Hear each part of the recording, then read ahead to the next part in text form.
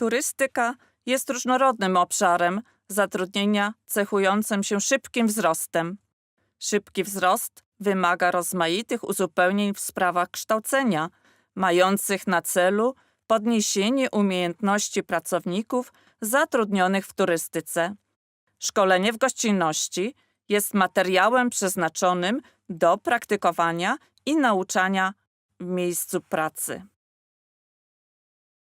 Struktura materiałów szkoleniowych, szkolenie w gościnności. Materiał szkoleniowy odnosi się do 4 grup zawodowych, którymi są recepcja, restauracja, sprzątanie, wypożyczalnia samochodów. W każdej grupie zawodowej przedstawiono 10 przykładów z życia wraz z zadaniami po islandzku, angielsku i polsku. Zadania opracowane są również pod kątem systemu jakości WAKIN. Materiały szkoleniowe zostały opracowane tak, aby można je było wykorzystać w różnych sytuacjach w miejscach pracy. Czym są przykłady z życia?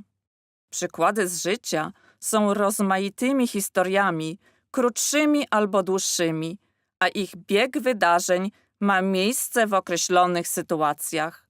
Historia opowiedziana jest z punktu widzenia kogoś, kto przeżył zdarzenie i opisuje jego przebieg, reakcje i uczucia tego, kto ją opowiada. Ktoś inny mógłby odebrać ją w inny sposób. Dlaczego przykłady z życia są skutecznym materiałem szkoleniowym? Opowiedzenie historii opisującej bieg wydarzeń i odnoszące się do uczuć jest pradawną metodą przekazywania wiedzy i umiejętności jednym drugim. Historie zapadają na dłużej w pamięci niż tłumaczenia i naukowe wykłady. Dobre historie przenikają nawet do podświadomości i budzą emocje, które są silnym bodźcem do nauki. Czytanie, tłumaczenie i analizowanie przykładów z życia jest wielokrotnie wypróbowaną techniką szkoleniową na wszystkich poziomach kształcenia, spraw socjalnych i kursach zawodowych. Dobrze zbudowany przykład. Odwołanie się do emocji i postawienie się w sytuacji innych, zachęcenie pracowników do przedyskutowania różnych punktów widzenia, umożliwiają pracownikom omówienie własnych problemów pod osłoną wydarzeń w przykładzie. Tutaj możemy zobaczyć przykłady metod w pracy z przykładami z życia. Przeczytać przykład i zadanie 2 lub 3 razy, zanim zacznie się je rozwiązywać. Zacząć od określenia faktów w przykładzie i wskazania, które czynniki są istotne dla rozwiązania zadania.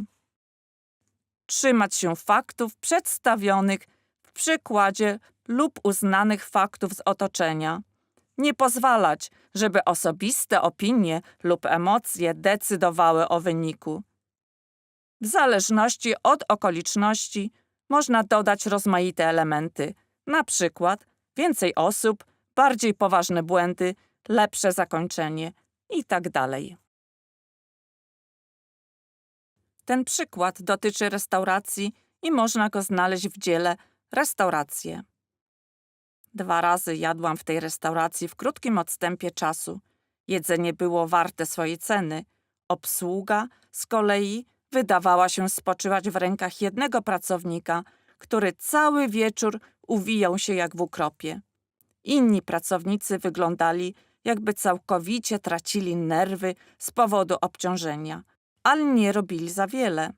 Ostatnim razem, jak przyszłam do restauracji, jeden z gości był już bardzo rozdrażniony czekaniem i zaczął głośno wołać kelnera.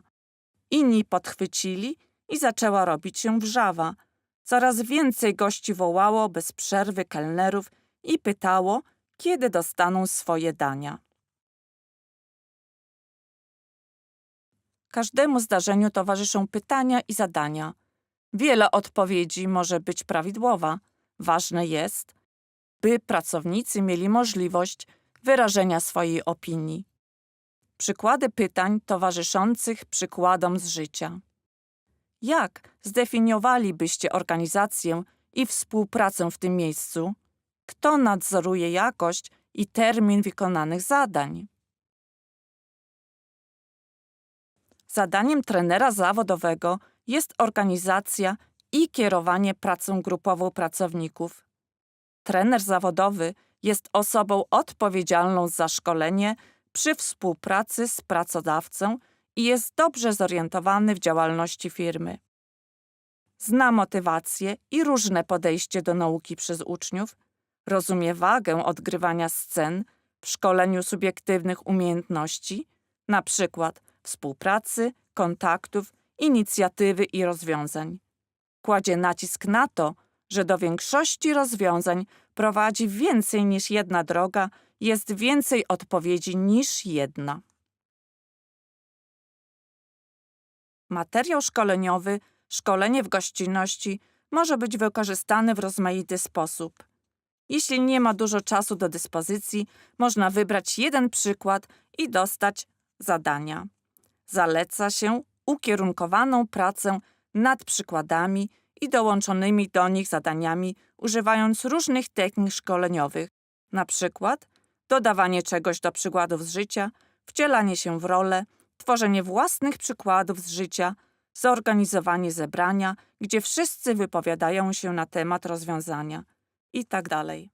Trener przypomina przykład, ocenia rezultat pracowników pracy na podstawie przykładu i udziela konstruktywnej opinii, pochwały i krytyki na podstawie list kontrolnych. Trenerzy zawodowi mogą zwiększyć swoje umiejętności w prowadzeniu szkoleń, uczestnicząc w kursach stosowania przykładów z życia w szkoleniach.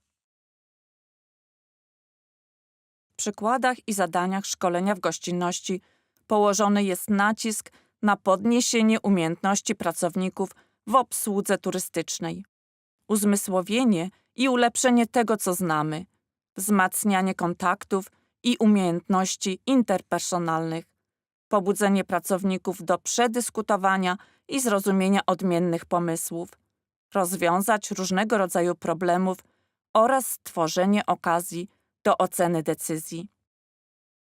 Wskazówki szkoleniowe i bliższe informacje o materiale szkoleniowym Szkolenie w gościnności można znaleźć na stronie hypny.is.